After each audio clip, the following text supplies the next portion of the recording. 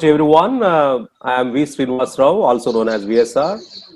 I'm the Chairman and Managing Director for BT and BT. We offer lean digital solutions. I'm also the Chairman for Smart Cities Working Group under Institution of Engineering and Technologies. Today, we are going to have a very interesting discussion on disaster recovery as a service. And that's, I think, in the situation what we have been facing today, and also in general, there are so many initiatives being started by different organizations. So just to set the context, we are living in hyper-connected world. That means what? It's not just human beings today. There are so many smart things, cars, machines, equipment, then robots. In shop floor, you have further tools and other systems are there. So humans and these smart, intelligent things have been working together. This is where the hyper-connected world. Then technologies have been really helping in converging the physical and digital world in the first time in the history. Technology was only an enabler. Then COVID-19 has exposed the strengths and also the weaknesses of the business continuity plans and disaster recovery plans of various organizations. I'm sure there are so many lessons learned and also the best practices. Remote working has become a norm due to COVID-19. I think you have extended workforce, your own employees, your suppliers, your partners, and in the gig economy, you have some external experts are also working. Of course, you have cyber attacks. So in this scenario, any disruption to the business, whether due to human-made disasters or natural disasters like COVID-19, which is unexpected, it will seriously impact the revenue, brand, morale of the employees. Hence, the business continuity planning and disaster recovery is very key. So today we have esteemed panel with so many IT industry stalwarts to share their experience and views on how to establish good business continuity plan and disaster recovery. And in specific also, we would like to hear from them how the cloud is going to become a game changer in this whole BCP and DR. So let me now introduce one by one the industry stalwarts here. Subhajit Roy, Senior Vice President and CAO, SBI Mutual Fund. Then I have Sachin Jain, CIO and CISO, eValue Sir. Jay Prakash Sharma, Executive Vice President, Technology Operations, Info Edge India. KV Deepu, President, Operations and Customer Experience, Bajaj Alliance. Dr. Mukesh Mehta, CTO, Batliwala and Karani Securities. Siva Subramaniam, I am Global CIO, VA Tech, Wabog. Navin Gulati, CIO, Girnar Soft. Sanjeev Jain, CIO, Integrion. R. Chandran, CIO, Bhavan Cybertech. Kushal Varshini, CTO, Vincent Infrastructure. Mahariyar Patel, Group CIO, Jina and Company. Deepak Kalamkar, AVP Infrastructure and CSO, Paygate India, SafeXpay. Niranjan Ramkrishnan, CEO, Myla Connect. Girish Sharma from NTT, he is product line head cloud services. Prashant Singh, he is a group head IT. Vikrant Auto Suspension, Vikrant Group. So thank you so much, friends, for joining this very interesting discussion. So let me start my panel discussion with Mukesh Mehta and others, whoever are there here. Mukesh, can you please define what is new normal? And we are talking about digital economy. We are talking about fourth industrial revolution. Now we are all experiencing COVID-19. So people started working in remote places. So what do you think, how we define this new normal for the business entities? Dr. Mukesh, could you please share some of your thoughts? Typically, when we discuss about the new normal, we always say this is something which is after the crisis or during the crisis, or the things which are going to change forever with the changes which is unprecedented or which is never planned. So those things becoming which we never planned is becoming a routine and becoming a normal. So this is something what happened during last now it's almost a year plus. So we never thought of the pandemic, we never heard the COVID, we never heard the corona and all those things, and all of a sudden the things have changed left, right, center. So that is what we keep on discussing the new normal because this was never planned. When you see the new normal, it is applicable everywhere. Everywhere is in all part of life, whether it's a technology, whether it's operation, whether it's a personal life, whether it's your day-to-day routine. So everywhere your new normal comes into picture. When we talk about the technology, when we talk about the digital economy, the industrial revolution, what we say 4.0, how the changes has happened due to the COVID. Few things which has happened immediately is that we were never prepared for a complete end-to-end VPN and remote for the team and entire office. It happened entire things. Like in our organization, the VPN was used by IT people occasionally, very few times in a month itself. We never had a licenses of 20 or plus only, and we never had a licenses for entire thing. So it changed everything. When you talk about the digital economy, people had a money in the pocket, but they cannot pass it, they cannot do the business, and everything become online and everything. So this has changed the entire economy, everything. All of a sudden the contactless payment becomes a new part of life. Actually, we never thought that 2 years back, 1.5 years, that the contactless payment will become such an integral part of our day-to-day life. So this thing happened, entire thing become a new normal. Your industrial revolutions become industrial changes become this thing, main changes. Everybody started focusing on IoT because of the safety measure, because of the entire thing. So the situation was, whether it's a technology, whether it's an industry, whether it's a operation, IT operations, people cannot reach their location. They are available to work, but they cannot reach. So that is where the VPN came into picture, the IoT came into picture. Everything was focused on this entire new things happen. The remote happened, the distance, even in the education and all those things, distance learning becomes a new thing. We never thought the kids will be not going school for a Yeah. year. So everything that the new normal changed the entire life, each and every part, technology, your personal, your family wise, your entire. And this actually, I personally feel this has increased in the productivity also, because now we don't spend time on the travel, we don't need a time to move here and there. Yeah, there are, I think, pros and cons, I'm sure. So that's good. Anybody wants to share any of their thoughts on this new normal? Any? So if you ask me, yes, our new normal looks at a couple of pointers which are very, very important for all of us. So I will just summarize it into 4 to 5 very important points for all of us to look at. One is to, as a CIO, an organization needs to be ready for anything and everything today.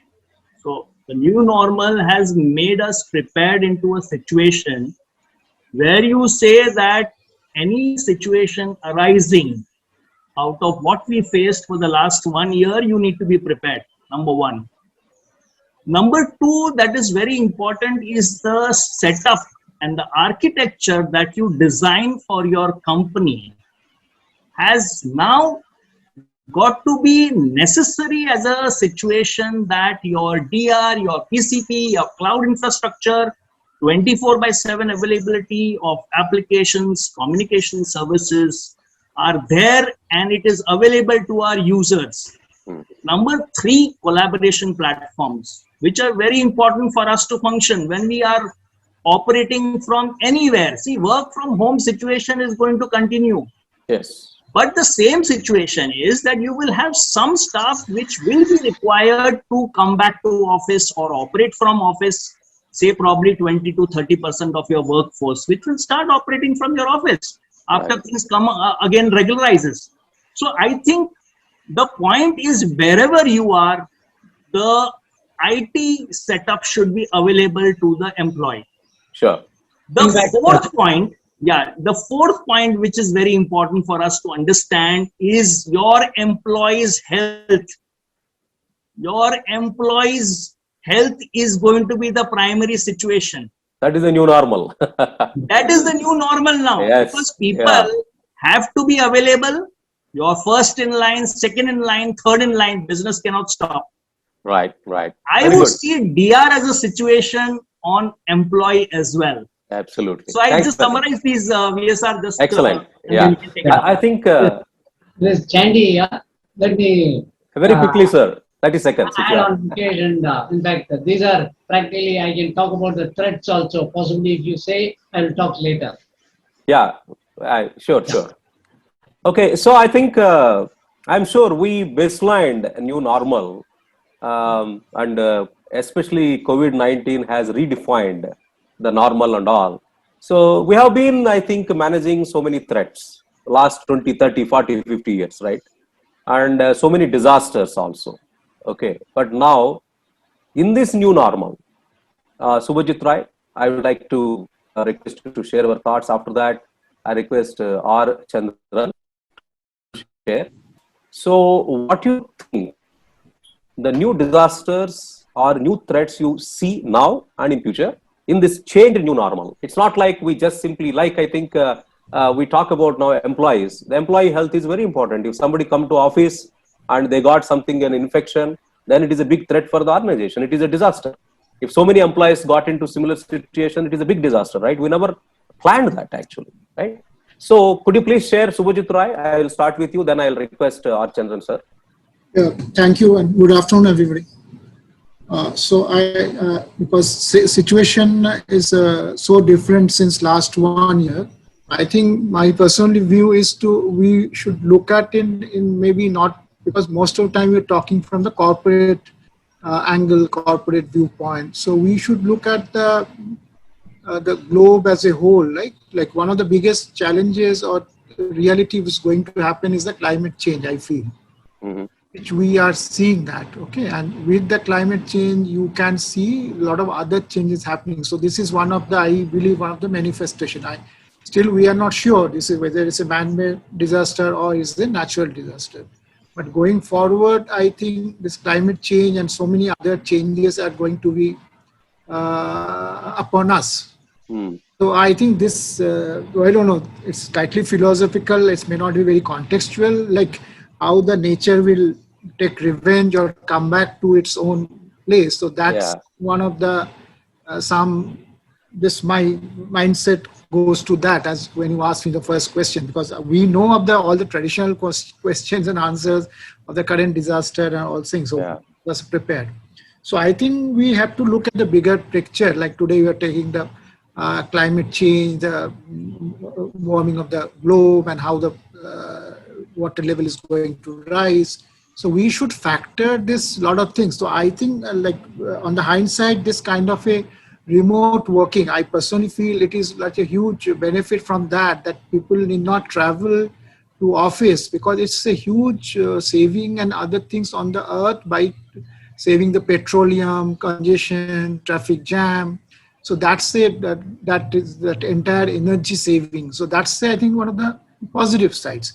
So now your question is that, we are prepared, we have been prepared. Now we had a lot of things we are unknown, we came to us, which we are not prepared most of time. But now I think over the last 10 years, this disaster aspect has been taken care of one of the companies. And so another thing I think is coming change is looking at this as a more of a risk management now, not purely IT operations, IT management. So that's the thing in our company I have seen last 5-6 years. I think most of the companies today, IT is and risk management is coming more of into play. Sure. Company should need to look from the risk management side, not purely IT side. Okay. Thank you, Subhajit Rai. I think you clearly mentioned the climate change. I think, as you said, nature wants to take a revenge or nature wants to have independence. I'm sure. I think we are the guests here. I think enough we have done, it seems, as you rightly said. It is human made, in my view, maybe 70%. So certainly that is the biggest threat, not just for the businesses, for the whole, I think, world. Chandran sir, so could you please share in this new normal? I think Subhajit Rai clearly mentioned climate change, the global warming, and the other threat, what I foresee is employees working from home. Statistics says working from home always creates some psychological issues also. That is another threat what I foresee. Well, there is a positivity. So could you place your thoughts there? Being IT services company, because most of the people are working as CIOs of manufacturing and other companies. I am from IT services company. And exactly on March 22nd, when COVID hit and they said that people have to work from home, and I was given just a day to make everybody work from home, which we did.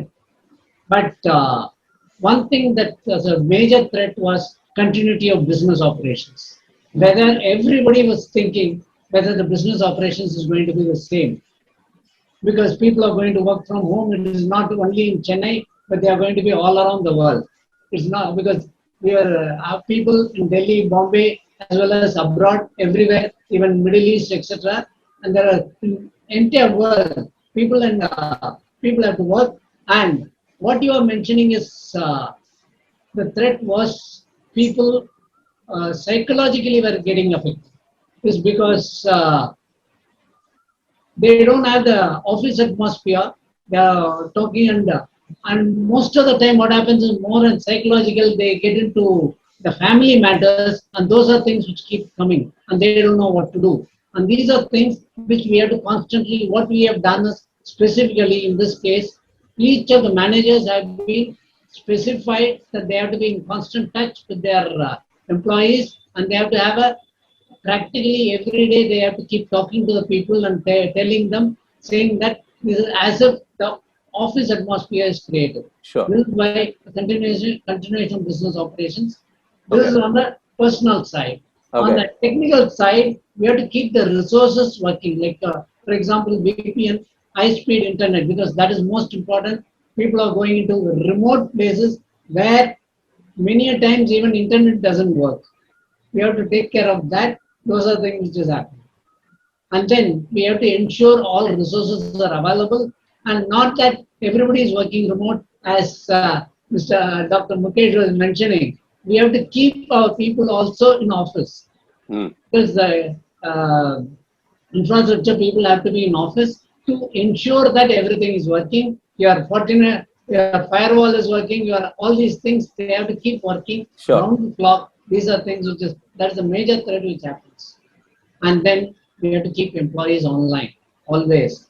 That is a major threat happens, and if they cut, because since we are working with the customers in US, and you know the way the US customers behave, right. Even 5 minutes is a big loss. So these are things we have to keep them online.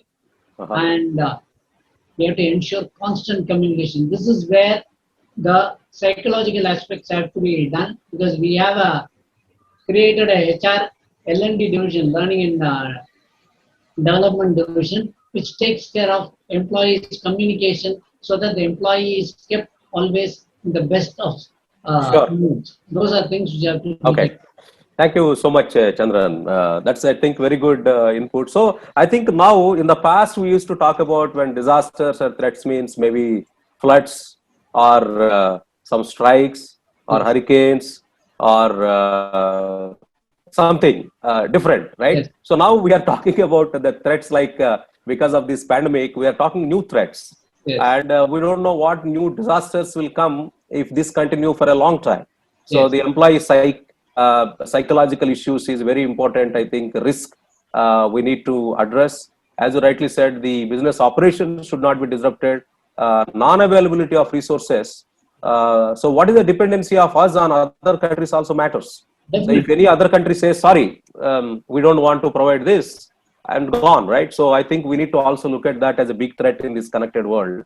Yes. So thanks so much. So Deepu and Jaiprakash Sharma, now any organization, once we define this is a new normal, and these are all the possible disasters considering this new normal, or possible risks, we can say, or threats, whatever we are forecasting.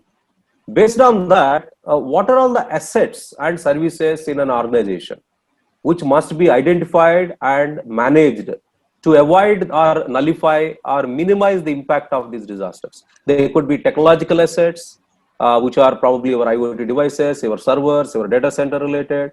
And also your services, the technology services, what you have been offering to your internal business executives must not be disrupted, right? Or to your external customers. So these assets and services perspective, can you share about what all these new assets got emerged? New services got emerged in this new normal, which must be safeguarded from the disasters. Let me pick it up. This is Jay. As we most of the gentlemen said, during this COVID-19 implications, first priority for anyone, be it organization, be it self, be it people, the first thing is prioritize people safety and continuous engagement. I think this is the foremost thing which we need to focus first, because once you have your people, then only you could be able to continue with your business. And certainly, so people is one of the assets, and the way we are talking about working from anywhere, distributed workforce. Trust me, now every organization has to start looking for distributed workforce, because earlier it was mainly people used to come to office, and those offices maybe specifically located on a tier 1 or a tier 2 city. But today that is not the case. It could be a person connecting from anywhere, be it Amazons of Africa. Till the time connectivity is there.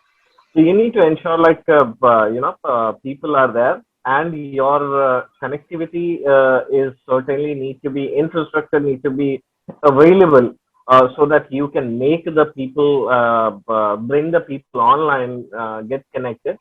And accordingly, you need to reshape your strategy for business continuity.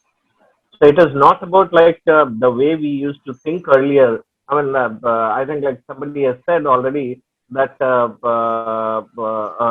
just 10 license of VPN or maybe 120 license of VPN used to fulfill the organization technology need to connect work from remote, or remote working, or work from anywhere kind of stuff. Today, every employee, I think for every individual, be it a technology person, be it a non-tech, HR, finance, anyone, everybody needs the connectivity. Everybody needs to communicate regularly towards the business continuity. Sure. Hence, the reshaping strategy is need to be there. So reshaping strategy on people is the first and the foremost thing. Second thing, certainly it goes on the technical assets. And then, maybe I will put it the third one as in skill development. Because slowly, for the existing skills, for very simple reasons, why I'm picking out on skills is because might be finance folks are very good on books, on financial terminology, jargons and stuff. Similarly, technology folks are.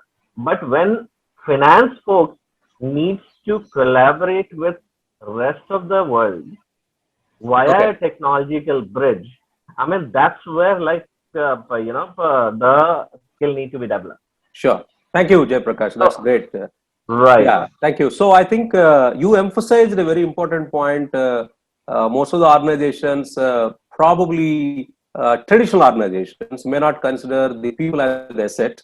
But knowledge economy, I think knowledge industry is always considered, because they're dependent on people. But if you take some other industries where machines and equipment could be the biggest assets. So people, very important asset. And then you talk about connectivity. Then you talk about the infrastructure. It may include your data center, servers, and even now today IoT devices, whatever. So all those things needs to be safeguarded from the disasters very carefully, right? That's a very important point to emphasize. And strategies need to be revisited. Deepu, can you also touch upon what new services you think the technology organizations devised?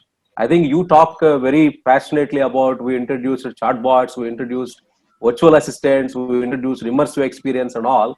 Internally, what are all the services you introduced in such a way your business is successful? And of course, to the external guys. So how you safeguard those services? Did you capture them And in our disaster recovery and business continuity plan, these are all the services we need to safeguard so that our business operations will not be disrupted. Very quickly, please.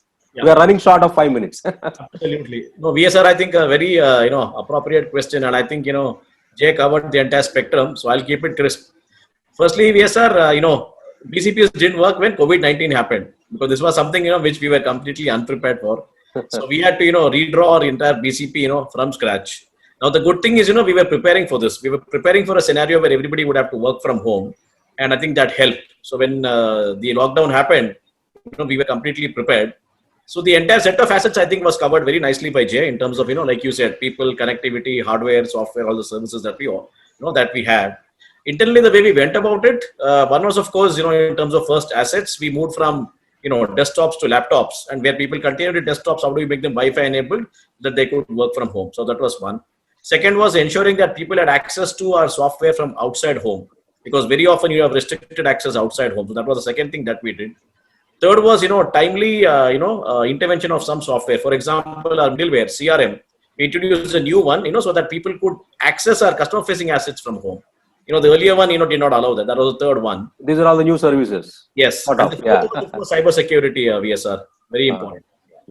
I leave it at that. Since we are running short on time, I'll just leave it at this. Excellent. That's good. I think we very well, Jay and yourself summarized, unless we identify the assets and the services which must be safeguarded from the risks or the threats or disasters, I think whatever the plan we do, it is probably not really effective. So now I would like to understand from Meher and Naveen Gulati. So, okay, we identified now technology assets, like our friends talk about connectivity, infrastructure, people, and then desktop as a service, so on and so forth. But ultimate goal of our technology experts is to help the business people, right? And ultimately the business operations, what the business units and business executives have been running, it should not be disrupted. So could you please share your thoughts how we map these technology assets and technology services with the business operations so that these things are always up and running, so my business operations will not be impacted. End of the day, that's our whole goal, right? So could you please share your thoughts, the mapping between these technology assets, technology services with business operations? Yeah, so yes, sir, I think you touched on the very right point. So I just tell you an example what we did as an organization. We looked at preparing to operate on a situation like this. We minutely documented not only IT situations, but also operations, finance, especially in the supply chain, we cater to customers. So obviously our need is to see that all our operational as well as tech capabilities are ready to operate for all our customers. So when we say that we operate on a standard operating procedures, it is the do's and don'ts and the points that are minutely recorded in a branch level situation, in a product level situation. So all those is something which we continuously monitor and also do an updation, because it will require updation. Whatever SOPs we prepared last year, we went for a updation this year because there are certain things which changed. Right. If you look at the situation earlier, when we operated from work from home, everybody was given laptops and everybody had to move, especially if laptops are not available, move with your existing desktops and start operating. Now the situation what we are working on is a long-time situation. Can we provide laptop for a situation on a lease rental model so that the cost is not upfront for an organization today? Right. Look at the planning, which is going to be very, very important, how to operate, that is very, very important. Identifying assets is not the only thing. You need to move that your services are available 100% at any given moment of time. The second point and third, I will just mention VSR very quickly, is that today we are in a BCP solution.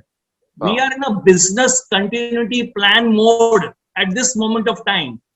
It is tested and proven situation that we are ready, and every company today is working in that situation. Right. Number third point, which is very important, is that when we talk about DR setups, these DR setups are the most important thing for every organization today. And we identify the most needed applications. They have to be running as a DR as a facility. And there is no seconding to it. And I'm sure the board and the management will provide all the budget and the required monetary support to enable your organization best fit for IT enablement. Absolutely. Thank you so much. So I am curious to know, Naveen, we have been working in technology space. So do you think there is a proper mapping of is there any way the process is defined or template is defined? If this asset is down, this part of the operations will be impacted. Or if this service of the technology is down, then this part of the operations will be impacted. So is there any mapping matrix you think the organizations have been doing, or if not doing, what do you think, how it should be done? Get a very right question, VSR. And let me directly come to an example, right? When we speak today of a new normal, same ways technology internally has also structured quite exhaustively to adapt to new normals. For us, for example, the same DR or a same BCP strategy that works for a transactional system, it doesn't work for an AI system. Today, when we talk to our business analytics teams, guys who are data scientists working on AI and ML models, right, their BCP and DR strategy is entirely different. Say for a transactional or for my ERP team, to my supply chain team, if I give them a data which is 1 month old, it's of no use. You can't lose those transactions once which you had backed up, right? But AI team has a very different requirement. They want backups, or they want their DR strategy for their knowledge models, for their training data. Say the training data got corrupt 3 weeks back. They want the training data which was there at 4 weeks back. Right, so the same BCP strategy doesn't work for a different team. It's an excellent variance, yeah. And that's why mapping processes to the DR strategy is very important. You cannot have one approach that fits all, right? Working closely with the tech teams, understanding their way of working, especially on teams which are working now on newer processes. Say chatbots, for example. Now chatbots require a lot of interactive data to train their ML models. If you look at data today, right, the entire thing it's is a gone. big disaster, yeah. And that's huge. Not only it's a huge investment in terms of cost, because data scientists today are pretty expensive, right, on a payroll, but also the time that you lose. It takes good 4 to 6 months to tune in any NLP model. And say if your training data is lost, what do you do then? Right, you are 6 months behind the competition, behind everything, right? So, again, resonating with your point, it's very important to map assets to your business services and then have the right Excellent. strategy. Now I'm getting an idea. If suppose the algorithms behaving different, it caused a lot of loss to customers. Right. Then that's the biggest disaster, right? I mean, if algorithms are acting smart, then dangerous, right? That itself is a big disaster, I mean, in my view. Right. Okay, so we have had a case where the data scientist team came back to us and said, same algo was working fine 6 weeks back. I don't know what happened. I need the same data set that was there 6 weeks back. I want to see whether my data is corrupt or there's something more tuning that we need to do. Right. Thank you so much. I think so. We all agree that there must be a mapping matrix between the technology assets, technology services. Now, like Deepu mentioned, the services are very, very different from what we have been offering to the business and the external customers and all. So, and also the new assets getting added. The data is the biggest asset. And like I think Jay Prakash also said, connectivity, whatever the other things are there. So, I think mapping that is a very important thing. Now, let me get into Sachin Jain and Sanjeev Jain would like to understand your view on. So last, I think this BCP or DR is not something new, right? So we have been doing for many years, many decades. But there might be an organization structure. We all do all this BCP, some test drives, or you call fire drills, whatever. And also some sort of mock tests and all those things we do. Do you expect in this new normal any structural changes, any new roles to be introduced, new responsibilities to be introduced, and KPIs have to be redesigned to define the success of BCP and DR? what you think?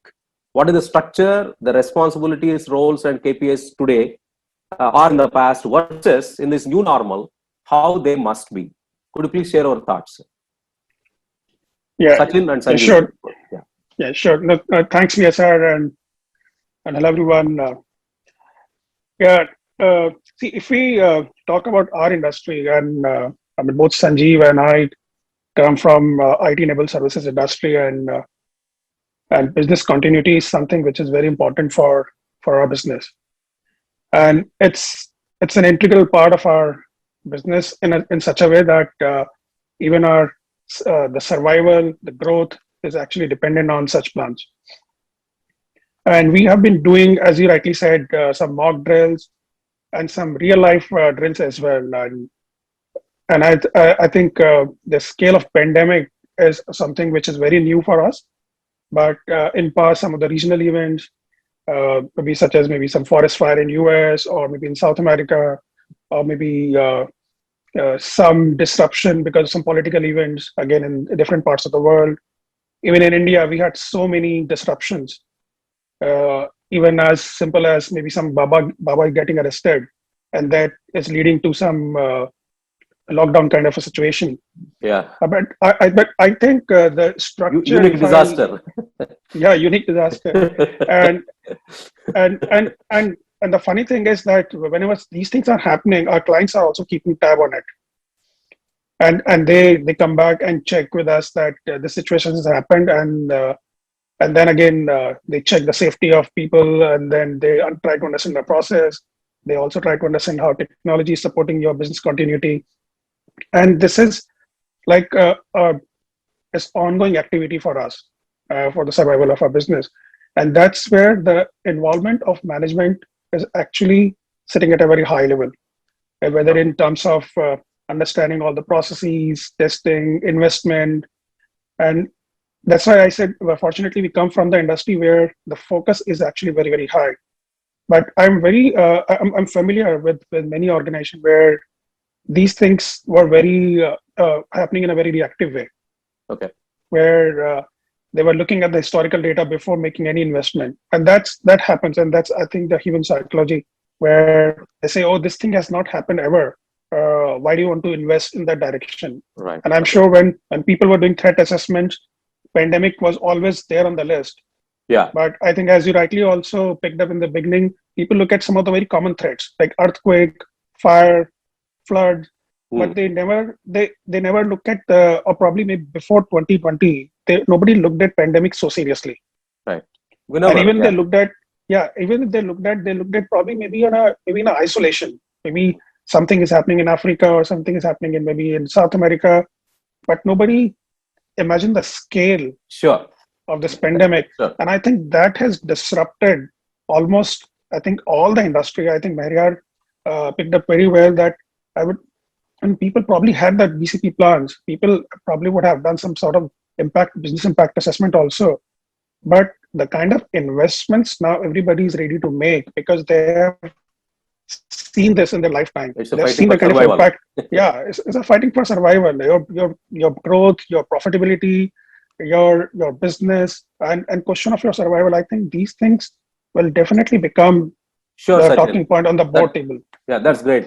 Sanjeev, just in continuation to what Sachin said, do you see any new roles to be introduced or new KPIs to be introduced to measure the success of BCP or DR? Yeah, so just to add to what Sachin said, since we both belongs to an IT as industry, and the impact is very high when it comes to any downtime or an outages, happens in our data center or any technology which fails. If I look at my KPIs today, the BCP or DR has always been part of my KPIs. It's just not for this year, but it's been happening for quite some time. Being in ISO 27001 company, if I look at, you talked about mapping metrics, right?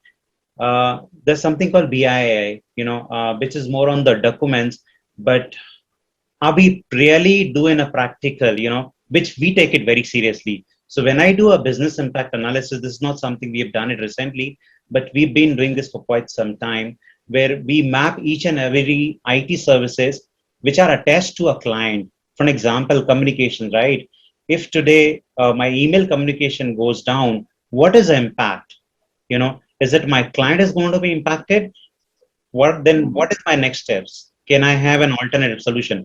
Now, these kind of mapping we have done quite well in advance. Excellent. And we've been very fortunate that, almost 2.5 years back, we've started, moving to a hybrid environment where all our critical infrastructures have been running on a cloud, private cloud, just to ensure that we have a business continuity, to our most of the clients. In fact, we've been audited by most of our clients every year, which also gives us, that, okay, how well prepared if there is a DR or a BCP scenario. Okay. And that has really helped, the last year when the COVID situation came into, the world pandemic, right? I think we were quite well prepared. We didn't have much issues. Sure. In just fraction of, a couple of weeks time, we could just switch over everything on a DR scenario. Do you see we will have something like AI disaster recovery champions or blockchain smart contract disaster recovery champions or IoT devices or robotics hacking? So probably robots are designed for something, but they are doing somebody hacked and they're behaving different. So, and disrupting our business, for example, right? So do you see such type of any new roles to be introduced? Anybody can... Yes, sir. I agree with that. I think some new roles within IT will definitely come up who will look at more seriously and from a future perspective. See, pandemic has happened in 1918 also, but I think we didn't carry forwarded the learnings and we didn't followed any learnings from that.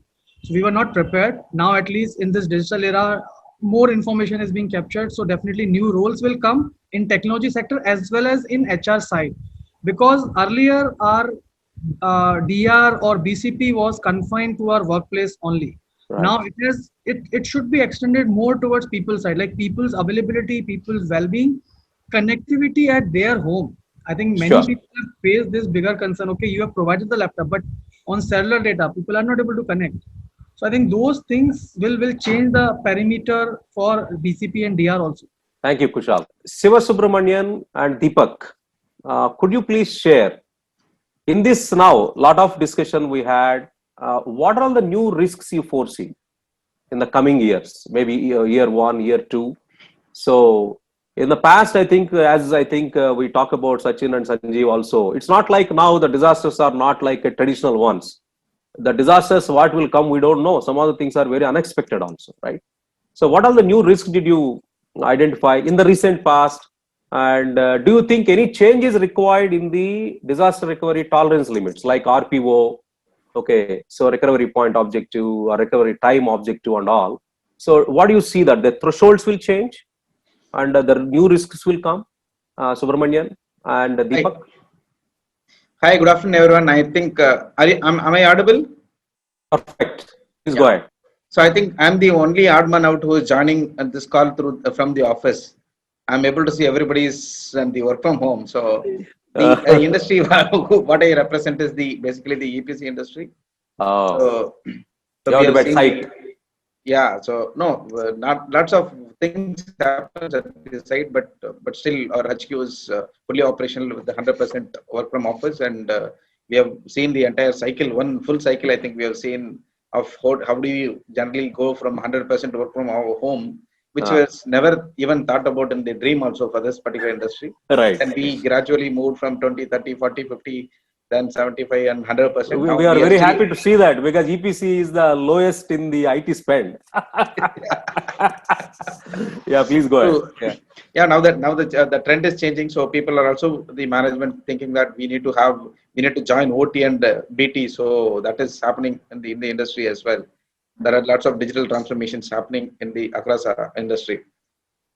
Coming back to the DR and the kind of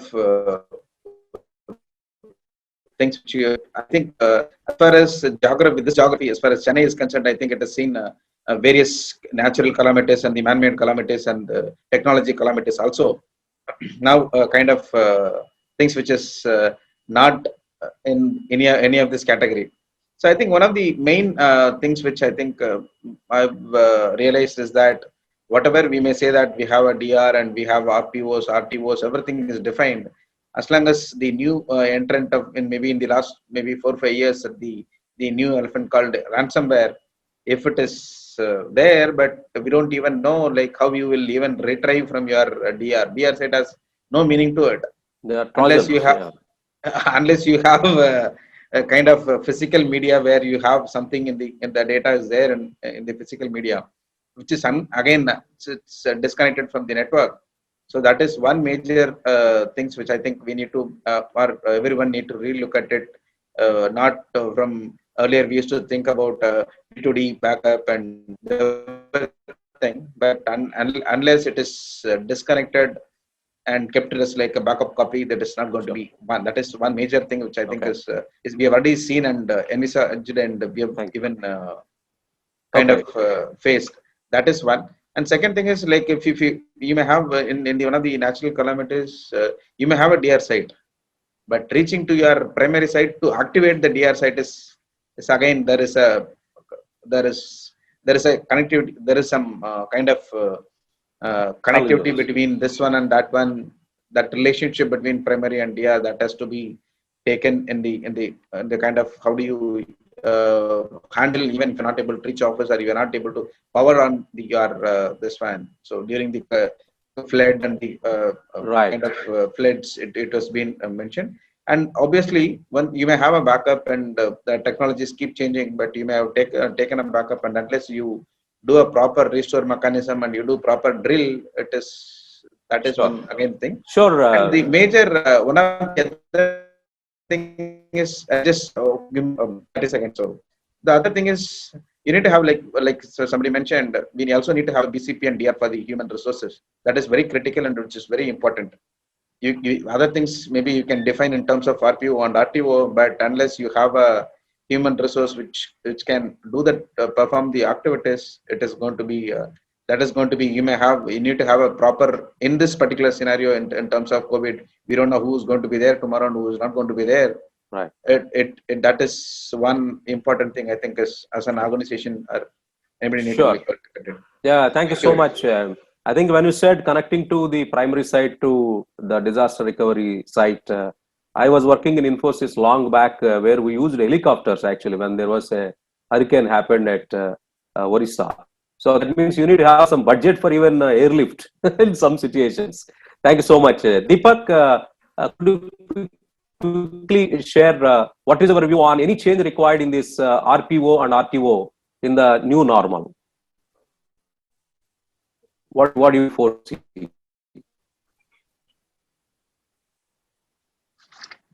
I think Deepak got. I think he has just put a message. He's on a call from office. All right. So, Prashant, I think you joined. Maybe can I ask you this question? Prashant Singh, are you there? All right. All right. So let me, Vyasa Garu, so let me put this point. See, RPO and RTO, you can't define for kind of generalistic, but it has to be kind of the organization dependent, sector dependent, and it depends on who's your customer and what is the data you're holding and what you can lose and what is the time you can afford. It depends on your business. So we can't generalize this RPO and RTO. So that is my view. Absolutely agree. Yeah. So thank you so much, Subramaniam. So now let me come to Deepu, and then I'll talk to Dr. Mukesh Mehta also. Deepu, so what do you think? We have been talking about, I mean, I also worked with Indian IT industry. We passionately talk about ISOs, CMMI, People CMM. I worked with Tata, then we used to talk about Tata Business Excellence Model and all. But when it comes to the reality, all these processes, people feel they are overhead. Okay, somebody said, let me follow that. Or it's like a complacency or a compliance, whatever, right? So what do you feel this, how to reduce these impact of the disasters and what are the proactive measures to be taken like ISO 27001, 27002, NFPA 1600, HIPAA, or ISO 22301, etc. So do you think they really help us to reduce the disasters? And what is the role of AI and ML and automation in the whole BCP and disaster recovery lifecycle management? We are talking about automation in many areas, but unfortunately, I have not seen too much of automation in the BCP and DR areas. So can you use AI and ML algorithms to predict this is the disaster going to come? Okay, this is what we have to take the actions or not. Yeah, please. So yes, sir, you actually asked, I think 3 questions in one question. So let me just answer each one of them, one by one. Yeah. Firstly, yes, of course, these certifications, right? ISO or, any of the other certification standards that you mentioned. Of course, they do help because otherwise organizations don't have a baseline. I think what happened was COVID-19 was completely unprecedented, which is why I think, it led to a question of, any past model. But of course, they have obviously, helped, prior to COVID-19. Secondly, coming to your point around, how do we, reduce the impact of disasters? I think the key challenge, and I think one of the panelists, also touched upon that, the key challenge going forward is COVID-19 is not the last, black swan event that we have seen. There will be many more like this, which we can't predict. But the expectation is that you have to be completely prepared with the response, be it your customers, be it your partners, be it your employees, for an event which you don't know in what form or shape will happen. So I think that is clearly, the challenge. Now, the way to mitigate that, and you touched upon AI ML, of course, AI ML play a role. So, for example, even today, when you look at cybersecurity, if you look at increased threat of frauds, right? We have leveraged AI ML in a big way to look at pattern analytics. But we don't talk about it because obviously, we can't be, sharing our secret sauce because, it could lead to an increase. So clearly, we have leveraged, and because everything today is digital, be it the form in which data comes, be it all our processes, so we have far more data and we've been able to leverage, these algorithms in a big way. Now, coming to how do we, mitigate the impact of disasters? I think while we do all of this, one angle we forget is human beings, because most mistakes have happened due to negligence. So I think clearly, in terms of training people and, raising awareness, I think is one dimension. The second, of course, the standard set of solutions, right? Ensuring that we don't ignore any small flag, moving from intuitive thinking to deliberate thinking, of course, having something like a very, very simple checklist, and of course, frequent testing. Now, testing not only physically, but even scenarios. Right. Okay. Thank you so much, Deepu. Dr. Mukesh, do you think, today we have so many predictive models are being developed even for a pandemic, whether right or wrong. Some of the things are right and some of the things are wrong. Somebody say third wave, fourth wave, and it will come up with some estimations and all. So do you think in the business perspective, where artificial intelligence, machine learning algorithms can be helpful for us to predict the future disasters so that we can take some preventive steps? I think we need to define the disaster in a 2 way. One is a technology disaster and second is a disaster beyond the technology. So when we talk about the technology disaster today, I don't see that technology disaster happening because everywhere we have a redundancy, whether on the infrastructure side, on the telco side, on everywhere we name the things, and now many things are on the cloud also. So people have a DR on the cloud also. So those things are technology disaster is almost taken care of.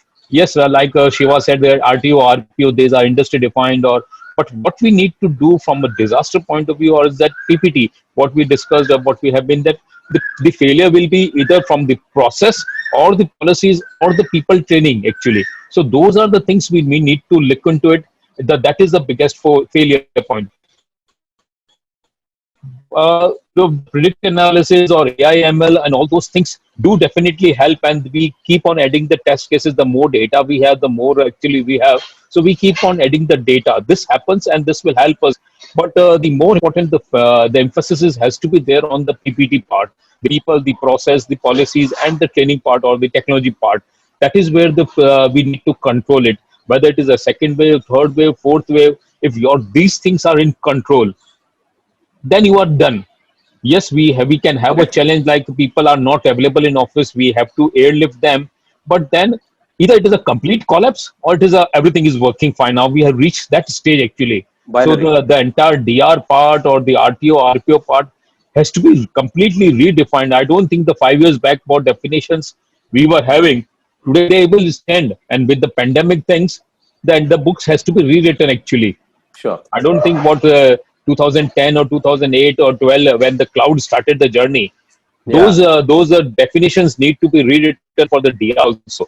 Because today Actually, we don't need a DR. Everything is on a cloud, and if something is down, like mailing solution, whether it's O365 or Google Set or anything, if it is down, it is complete down globally. You don't have a control in yourself. So Sure. that is where you need to have a entire definitions has to be rewritten. So can anybody answer? Do you think you need to have an automated systems to collate data from external agencies, whether it is a weather data, whether it is some satellite information, or whether it is pandemic information now, or it is a risk information about a particular country? There might be some riots happening and all. So do you see anybody is doing such type of analysis in your view, where the data point from third parties you are collating and then predicting it? In our research, we do a lot of equity research. So we keep on doing the entire thing, but that is more from the market perspective, more from the equities perspective. Correct. Not taken care of the riots or the thing, but we do take care these external situation, how it can impact a particular industry or a particular company. But again, I'm telling you, we do it. Our research team do it from the research point or the equities point of view, and we have a lot of data. Sure. We had a complete automation data, and I have around 10,000 incidents covered per day during the market hours actually. Okay. So I think the similar analysis probably. I will answer your question. One thing is very interesting. We always look at, if you say Madras weather system, the government weather system, it never gives the right data. But we have a Tamil Nadu weatherman. This guy is a private individual who collects data from various sources, and he gives the correct data. Whatever he says, to the next minute, everything is proper about weather. Super. So that is the kind of thing which happens. So this is the Tamil Nadu weatherman. Sure. I think it should be there everywhere. I think Currently, he is an IT software engineer. Yes. Yes, sir. I just want to share three examples. So one, I think I already mentioned regarding country related data. So if we take pandemic as an example, I think in Wuhan there are a couple of doctors who acted as a whistleblower and try to you can say highlight this to the external world, but they were suppressed.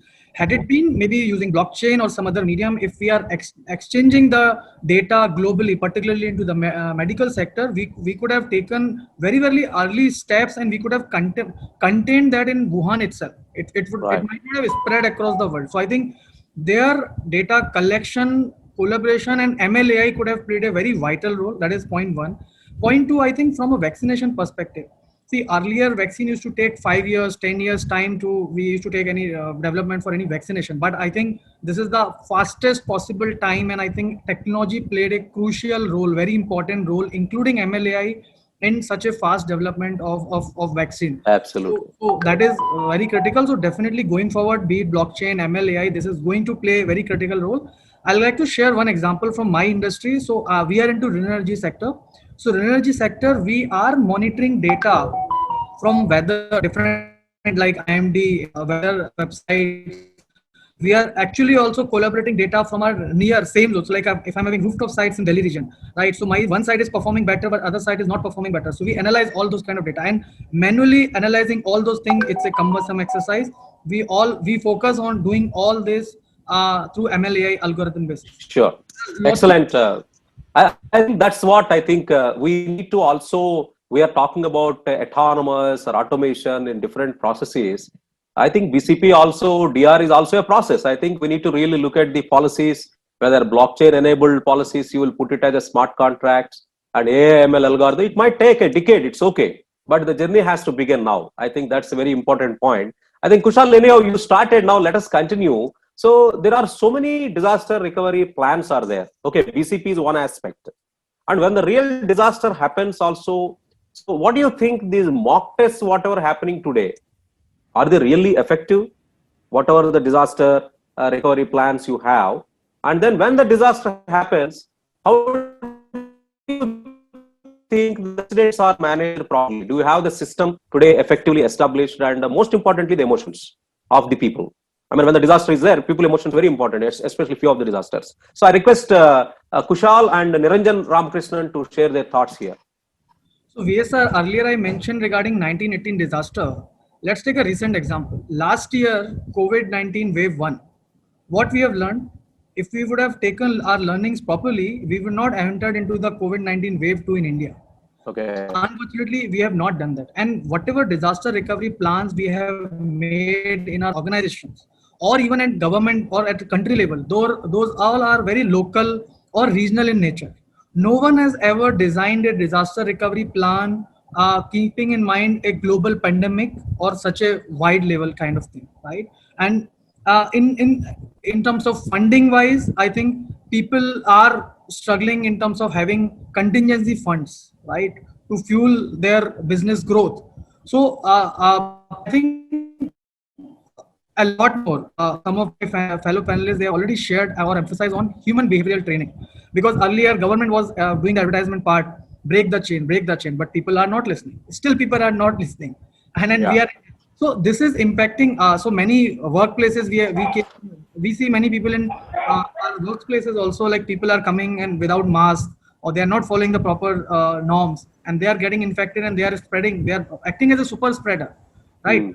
So there, I think MLAI can also play a very critical role. I think some people came up with solutions like the moment someone enters the building, your attendance will happen without any touch. So it will be a video based, and they also see whether you are wearing a mask or not. You are properly wearing a mask or not. So if those kind of systems are in place at multiple places, not just workplace, but at different places also, because now people behavior is playing a very, very critical role to tackle this invisible disaster. That is the biggest risk. Yeah, that is the biggest risk, because earthquake, flood, these are visible disasters. Yeah. This virus, it's not visible by the naked eye. So this is very, very critical. We have to focus on this. And I just want to raise 2 example and positive example. My current company, we are born in pandemic. We got incorporated on 22nd August 2020. In fact, we completed 5 acquisitions during pandemic only in last 6 months. Grown in turnover almost 300 crore plus, and the pipeline is very, very long. But from a preparedness perspective, my previous company also, where I have worked more than 3 years, all the employees were having laptops. From a VPN perspective, we were ready. The way we designed it, most of the things were either SaaS based, or all applications we focus a lot on MLAI. Like during this pandemic, we have generated the cleanest energy ever because of polluted air. So there are that's a positive. Yeah, that's a positive side, because I think everywhere we are always hearing out negative things, but I think there are so many birds are coming out. I am seeing even surrounding my house, so many birds are coming, and morning I think we are getting some good music. We are in pain and they are free. Yes. Thank you so much, Kushal. Niranjan, very quickly, could you please also share your thoughts on the effectiveness of all the disaster recovery planning, execution? So, what do you think? And especially now in the COVID-19 disaster, do you think the disaster recovery plan? Of course, we unanimously agreed that they have not worked. But what do you think? How to improve the effectiveness of these disaster recovery plans and execution? Thank you. So in fact, I wanted to really divide this into 2 parts. One, I generally represent a healthcare hospital sector. I've been there for 20 years with the hospital sector. Last 3 years with the dental manufacturing, industry.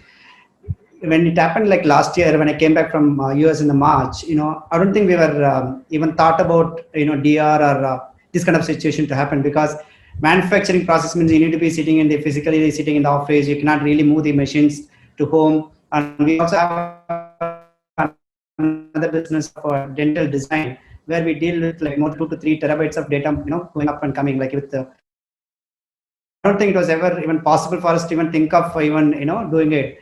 And second thing is, even if we talk about basic, IT security or data security, generally like the way our past experiences, majority of the time it's because of the mistakes or user issues, right?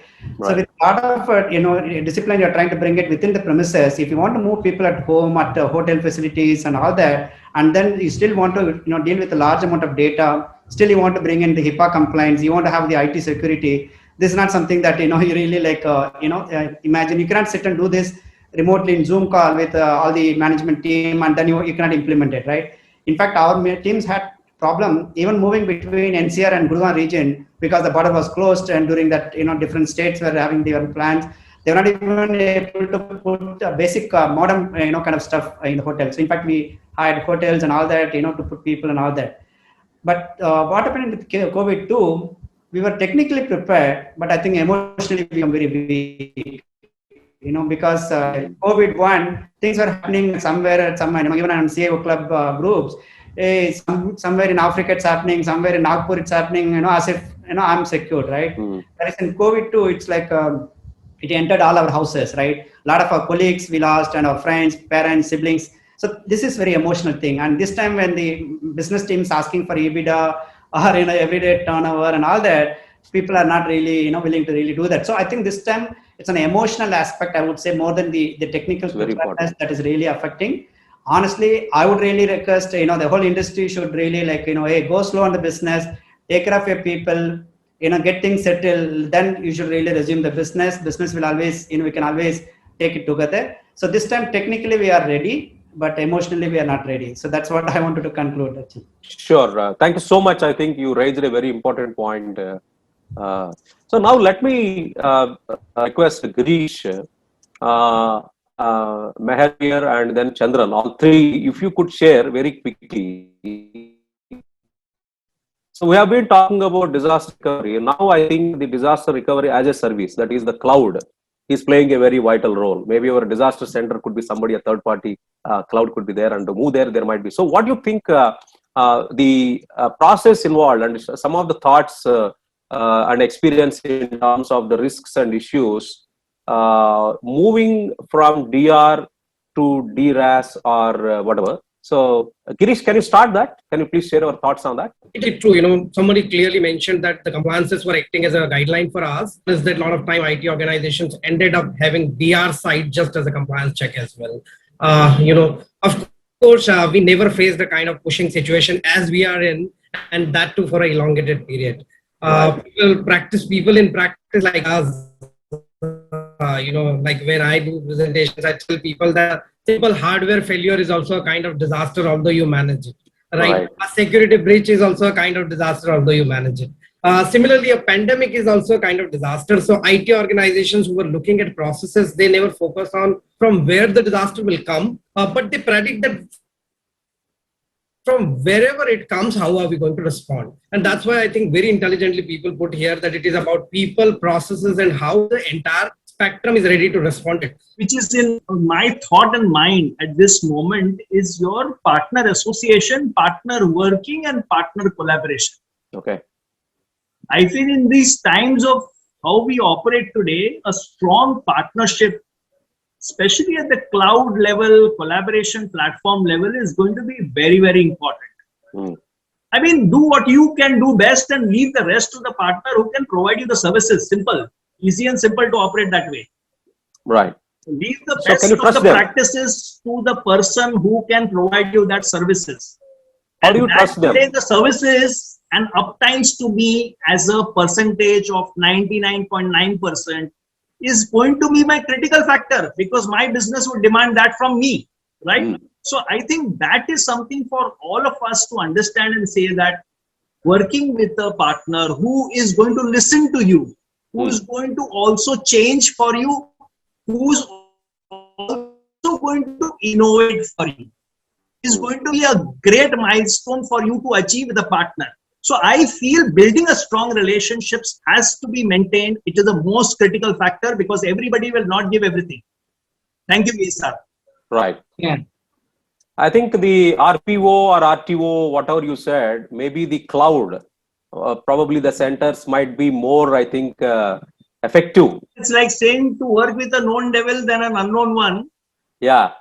And then you need to mold yourself with the partner, right? Because absolutely. It's like just moving to a new partner is not going to help you. Yes. Yeah. Chandran, what do you think the cloud role? You're mentioning about whether we can trust the partners, etc. This is the traditional thing which has been happening in India has been trying to move into cloud. In fact, I used to be a regular person called me in NASSCOM to talk against cloud. So that is the kind of thing which is there. But now, coming into current things of ERP operations or whichever operations that are there, and the SaaS, PaaS, and infrastructure as a service, etc. That is all happening. In fact, cloud is a very good option, and especially with such kind of pandemics which is happening, cloud is an excellent option which you have to look at. And the main factors that are aiding you in trying to look at is escalating costs of infrastructure, which is what is happening. So it is better to have a DR in a cloud so that you can have a backup resilience in the cloud, because infrastructure is deteriorating as years go by. But if it is in a cloud, I don't have to worry about deterioration of the cloud. The only thing is it's the connectivity which we have to look at. But now with the robust connectivity, backup resilience is very good. So you should be able to do that. Perfect. And then storage capacity. You can have excellent storage capacity, which is there in cloud, and you can pay per use. It is not necessary that you have to pay upfront. Although it might be, on the whole run, it might cost slightly more, but it's better because you are going to cost only, pay only what you are using.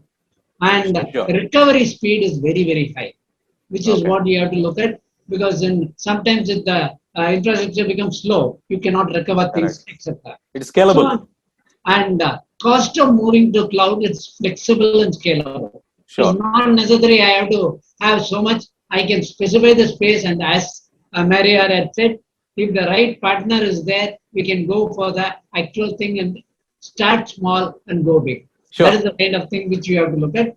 And the benefits are, we can fail over in minutes.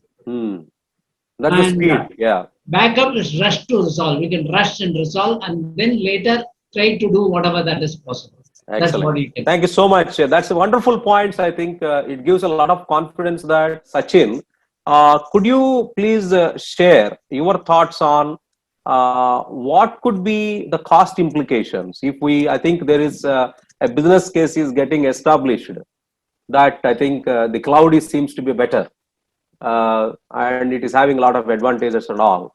So what could be the cost implications and risks while transitioning for the traditional DR to a cloud DR or DR as a service? If I look at the investment in the DR, and I've been advocating this from last many years, that it is like a insurance policy.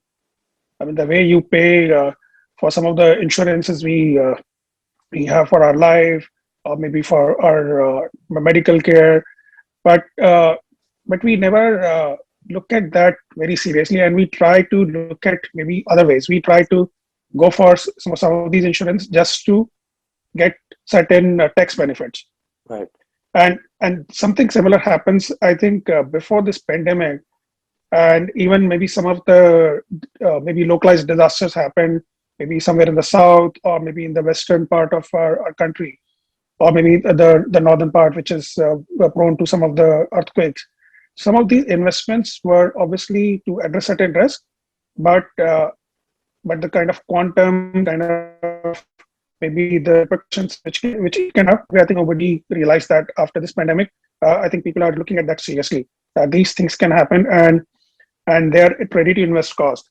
But if you look at the traditional models, I think they are very, very cost-heavy models, and that was one of the reasons which was keeping some of the organizations away from moving to a full-blown DR. And the capital some of the expenditure is high. Yeah. And I know some of the organizations had DR capabilities for maybe a smaller part of their business, which was more towards just to continue for their survival, or maybe just to keep that brand alive. But after the introduction of cloud, I think there's a lot of flexibility. I think somebody's already pointed out. I think Dr. Mukesh Mehta mentioned that that in terms of, let's say, some of the collaboration systems, they're already in the cloud, and if you look at the consumerization of some of these platforms, I think you don't need to really bother about these. But when you look at some of your applications, your actual business need, I think you now have a greater flexibility and agility in form of a cloud, where your costs are also managed. You don't have to invest right upfront. You don't have to worry about CapEx, skill set. Yeah, you don't have to worry about hiring people also. I mean, before this pandemic, I mean, obviously right now we are in a state of that disaster and the business continuity is on. But before that, if let's say if you had a DR site, how many times you were bringing it live, how many times you were testing, and if you have people who are actually working on it full time, then that's a cost. So that's a manpower, whether it's your technology cost, and I think all of these costs, if you put together, the bill was coming to be very, very high, and that's where I think cloud is playing an important role, where you can just switch in minutes, and the cost is also, as I think Mr. Chandra mentioned, is pay per use, and most of the time you have to actually pay when you realize those benefits, when you actually switch over. Okay, thank you, Sachin. Girish, what is your view on moving the DR to a cloud? Okay, usually the cloud services, if it is a short term, people are very much happy. Spending monthly is good, but if it is something like very long term, sometimes the ROI might not be there. So, what is your view on the cost implications in the short term and long term, transitioning from DR to disaster recovery as a service? Girish. Correct.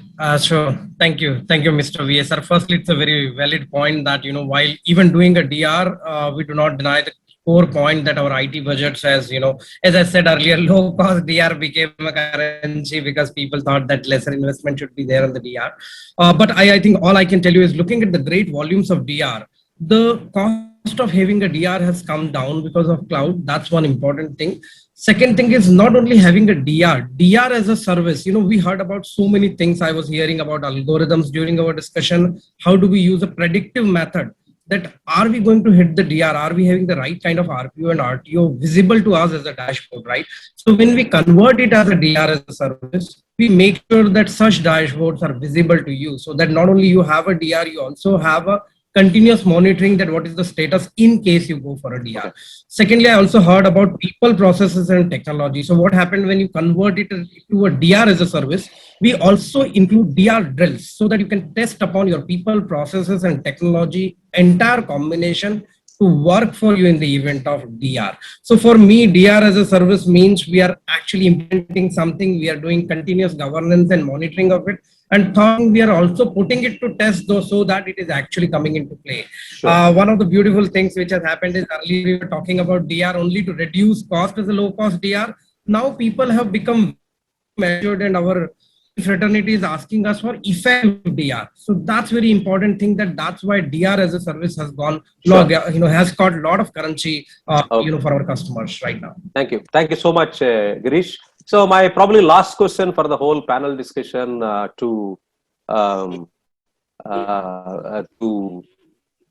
Jay Prakash, I want to talk to you about the DR strategy. What are the 3 things we need to factor if we consider from today to 3 years?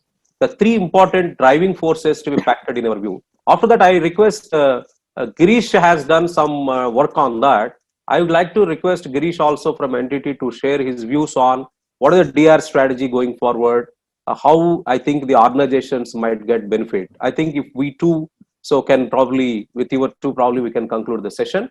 So Jay Prakash, very quickly, what are the 3 driving forces for a better DR strategy? So certainly, I think somebody has mentioned, I think Sachin has mentioned already, DR is kind of an insurance. It is your choice, whether you want to take the term insurance or along with that you want to have the riders. So that depends on how you want your DR strategy to be followed.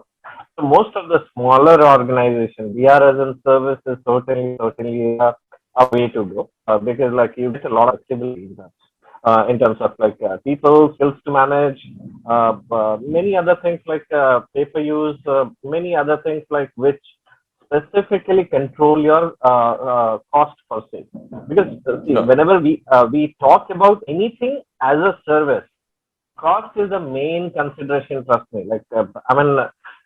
Maybe people might get started with initially, but once they start seeing the monthly OPEX bill, at that particular time, everybody becomes curious and they want to reduce it, optimize it. Okay. So optimization is certainly very important. You start small, focus on the core operations, start small, save money, and I think you need to be flexible in terms of what I call it, like reshape the strategy as per your business moves or business continues. And predictions, probably. Yeah. Thank you. Thank you so much. Girish, do you want to share the DR strategy and how this disaster recovery as a service will play a game changer? Yeah, so Jay rightly pointed it out. When it comes to DR optimization, cost optimization also plays an important role. For us, the DR strategy on cloud has become such a way that we offer DR as a service, as an integrated service. At the same time, we use things like full DR to optimize on your cost, right? But at the same time, clubbing of automation with the DR and DR drills have put together, ensured that we have an effective DR.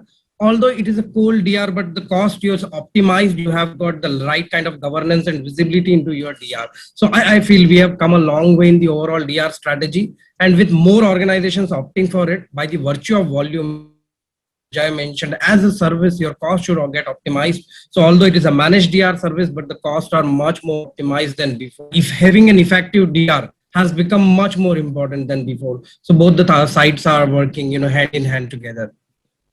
Okay. Yes, sir. One point which is very important, as we said earlier, DR was for most important applications, most critical applications. I think now the situation is that everything has to be in DR and available.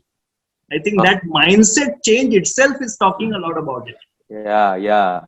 It's like rightly mentioned by Girish and Jay. I think that particular optimization that one needs to gauge and see whether critical applications will need 100% of your utilization, but a non-critical can always be scaled down, but always available on DR. Absolutely. That cannot be lost out as a point to be considered. You may take more time, but they have to be recovered. Absolutely. Yeah, it's not like we can just leave it. I think, as you rightly said, the prioritization of which is mission critical, which is probably not mission critical, and strategizing that is very, very important. Any other points anyone want to share? The last maybe we need to discuss about the people DR also, whether which type of people we need, whether we need them, or how much of the automations and the work from home you can share the resources, so that whether two people are working a 2 shift and one person work in a 1.5 shift. So the people management. Because this lockdown may continue for another 1 year or 6 months, do we really need a right people or all people? That's another point in the discussion table now. Absolutely. I think that's very important point. We already covered that, people, processes and technology, how the businesses will change. We covered about the pandemic challenges. Here is the thing, as we said, the disaster may come from any direction. So that's what strategy has been so far. So I have collected some past data which suggested that it can come from anywhere. So this is the concluding thing which we tell people, that when it comes to a DR strategy, all the 4 core pillars of your IT organization should be intact. You should have a cloud, either on premises, and what is your secondary option in the event of DR, how your networks are always available. The data continuity plan. So it is not only you have infrastructure ready, what is the overall data continuity plan, including people, processes, and technology. And last but not the least, I mentioned about security. So all the 4 core pillars form a DRs. Everybody is aware about the hybrid cloud and multi-cloud environment these days. So you can leverage them to optimize your overall DR strategy. But what we tell people is, when we look at DR as a service, all the 3 aspects, people, processes, and underlying disaster recovery strategy or the technology which is underlying it, they have to be intact, and they would have been tested with the DR drill from an IT resilience perspective, because IT is right now at the core of the business, to address the DR. And entire business is dependent on IT, and that's a good thing as well as a great responsibility on all of us as IT fraternity. I think so. That's all from my side. It's not only just the core business processes to take them to the autonomous state, what we are talking about. I think in all, automation plays a very vital role, and cloud plays a very vital role. Thank you so much. I think we covered what is new normal, and then what are all the new, I think, technology assets and services getting created in this new normal. How do you map them with the business operations so that effective plans can be done? And what is the new structure and roles and responsibilities KPIs required in this new era of DR and BCP? And we also talk about the preventive and predictive measures, technological, and also the global standards like ISO and NFPA, HIPAA, and something like that. So we touched upon now in the last part of our panel discussion, the disaster recovery, conventional way of doing it, and also moving to the cloud. What are the benefits and suggestions are there? So most importantly, human emotions and people assets. When we really getting into the disaster, what type of a disaster, it doesn't matter.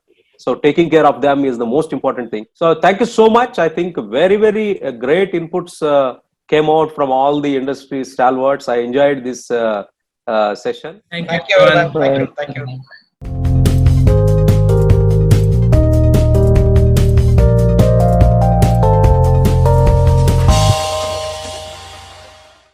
For more updates from CXO TV, please like and subscribe to our channel.